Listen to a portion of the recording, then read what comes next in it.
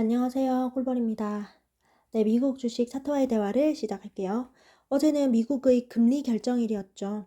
그래서 제가 새벽 3시에 있는 금리 결정, 그리고 3시 반에 있는 파월 의장 연설을 이제 다 지켜보고 시장의 상황을 보면서 좀 문득 든 생각이 있어서 이렇게 영상을 찍습니다.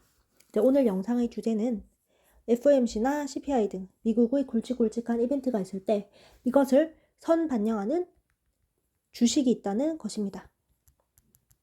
어떤 말이냐면 예를 들어서 CPI 결과가 이제 나왔다고 쳐봐요.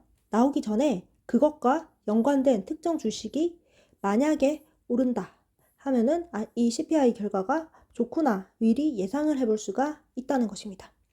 만약에 실제로 까봤더니 CPI 결과가 좋았어요. 그러면 그 주식은 그 뒤로는 이렇게 또 오르는 것입니다. 그래서 이거를 제가 어떤 과정을 통해서 좀 봤나 그것을 설명드릴게요.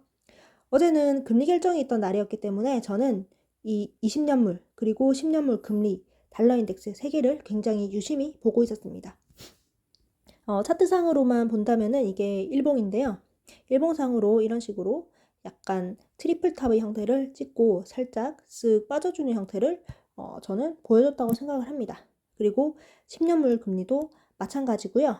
달러 인덱스의 경우에는 이렇게 단기적으로 더블탑이 나왔죠.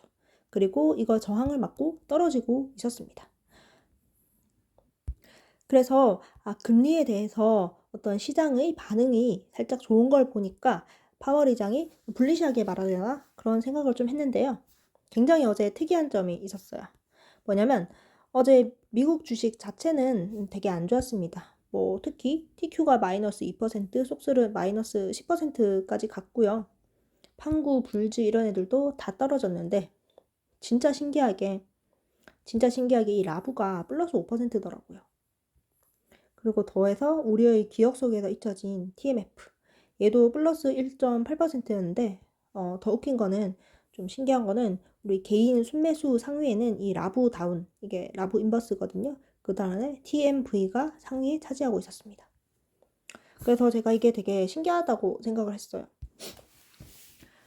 이게 약간 금리에 민감하게 반응을 하는 애라고 저는 생각을 했거든요. 그래서 다른 것들이 다 내리는데 얘가 오른다.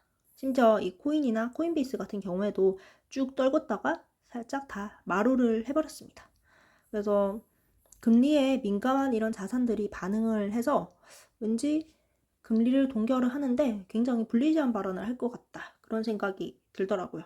아니나 다를까 이 새벽 3시에 금리 예상했던 대로 동결이 나오고 3시 반에 파월 의장 등장해서 연설을 하는데 뭐 큐티를 하겠다부터 시작해서 굉장히 비둘기파적인 발언을 쏟아내고 그리고 라부는 개폭등을 해버렸습니다. 플러스 15% 장중에 가졌고요. 다른 이것들 보고 다른 미국 주식 TQ라든지 속설 이런 애들도 굉장히 많이 말아올렸고 코인베이스 같은 경우에도 많이 상승을 해줬습니다. 그래서 이제 정리를 해보겠습니다. 저는 어떤 미국의 각각의 이벤트 이런 애들마다 얘네를 선 반영해서 보여주는 주식이 있다고 생각을 합니다. 그리고 그 선 반영하는 주식의 주가 흐름에 따라서 얘네들의 결과가 정해진다. 이렇게 보는데 일종의 스마트 머니들이 이 결과를 미리 예측을 한 다음에 거기에 해당하는 주식에 베팅을 하는 거라고 좀 그렇게 좀 내피셜을 돌려봤습니다. 금리를 이렇게 민감하게 반응하는 것은 이 5개 중에서 무엇일까요? 저는 얘네 3개라고 생각을 하거든요. 왜냐하면 라부 같은 경우에는 바이오 스몰캡 레버리지 3배입니다. 뭐 노보노 디스크 같은 거대 기업도 아니고 굉장히 잡주들, 바이오 잡주들의 금리에 굉장히 민감할 수밖에 없다고 보고 이 TMF의 경우에는 채권 레버리지 3배이기 때문에 금리의 영향을 굉장히 직접적으로 받는 애들이죠. 코넬의 경우에는 이 코인베이스라는 코인 거래소의 2배거든요. 이 같은 경우에도 이 금리 인하의 대표적인 수혜 자산으로 코인이라고 볼 수가 있습니다. 그래서 일반적인 미국장을 반영하는 얘네들보다는 상대적으로 금리의 영향을 훨씬 더 많이 받는 애들이 얘네라고 생각을 하고 그래서 이번에 금리 동결이긴 한데 파월 의장의 발언이 굉장히 시장에 불리시하게 그런 식으로 작용을 하는데 그것을 얘네가 좀 스마트 머니들이 미리 예측을 하고 살짝 매집을 했다. 프리장부터. 그렇게 보여집니다. 그래서 앞으로는 뭐 CPI라든지 아니면 다른 미국 지수, 뭐 미국 이벤트 그것을 결과를 선반영하는 좀 주식을 찾기 위해서 노력을 해봐야겠습니다. 결론적으로 말하자면 금리에 대한 선반영은 라브와 TMF다. 이렇게 보시면 됩니다. 네, 인사이트는 여기까지였고요. 이제는 간단히 차트 분석 좀 하겠습니다. 지금 보시는 것은 QQQ인데요. QQQ가 제가 어제까지는 이제 살 자리가 아닌 것 같다고 했는데요. 얘가 3월 초부터 시작된 굉장히 지루한 행보, 이 박스권을 쭉 깨고 올라와서 불반등했다가 다시 내려가는 게 거의 기간이 2달이나 걸렸습니다. 많은 행보를 했다고 볼 수 있고요.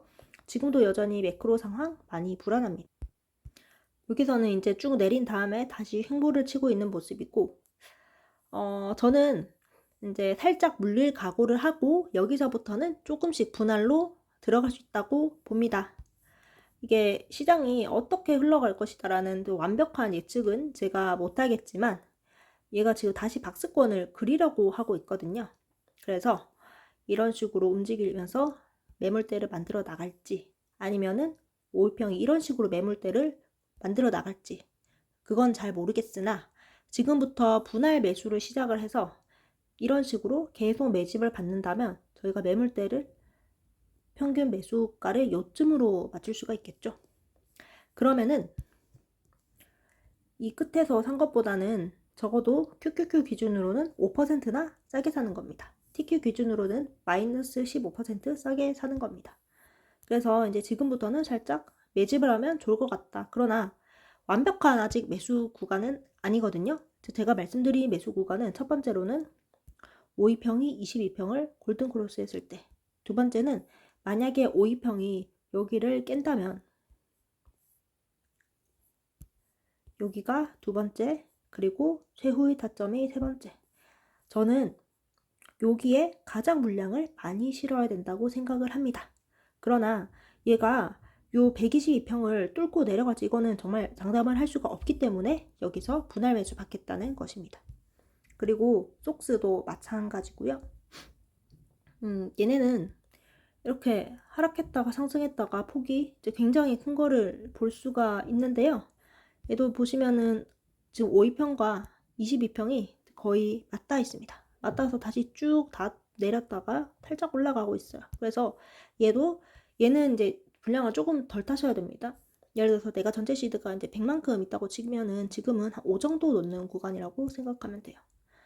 그래서 살짝 이제 간만 보다가 내가 이런 식으로 내렸다가 살짝 올랐을 때 이때 본격적으로 1차 투입을 한다.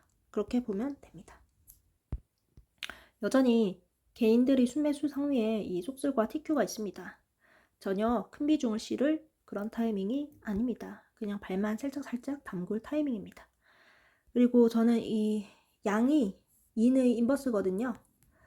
이 역배팅을 굉장히 개인분들이 좋아하시기 때문에 그거는 굉장한 호재입니다.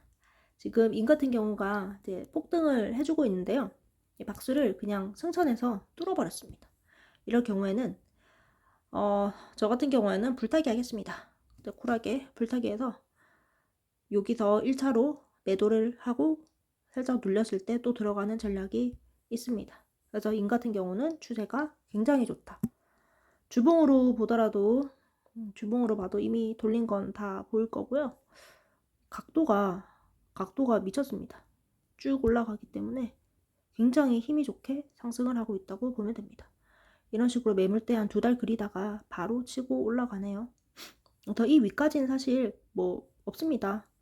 그렇게 딱히 특별한 저항대가 없기 때문에 그냥 조금 더 먹다가 요 저항대, 여기가 일봉상 아까 제가 보여드린 26선하고도 살짝 겹치거든요.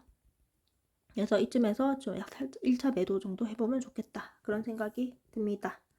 그래서 오늘의 결론을 정리해 보자면 속슬과 TQQQ의 경우에는 전체 시드의 5% 이내로 살짝 발만 담궈볼 수준이다. 이는 추세가 굉장히 좋아서 불타기해도 된다고 생각을 한다. 다만 일봉상 122평 닿을 때는 일부 비중 더는 것이 좋다. 저는 여기서 일부 덜고 다시 줄 겁니다. 나스닥이 살짝 반등을 하는 것처럼 보이긴 한데 개인의 비관이 그렇게 크지가 않습니다. 그래서 오히려 그렇기 때문에 마냥 긍정적으로만 시장을 바라볼 수는 없겠습니다. 네, 그렇고요. 오늘도 긴 영상 봐주셔서 감사합니다. 다음에 또 만나요. 뿅!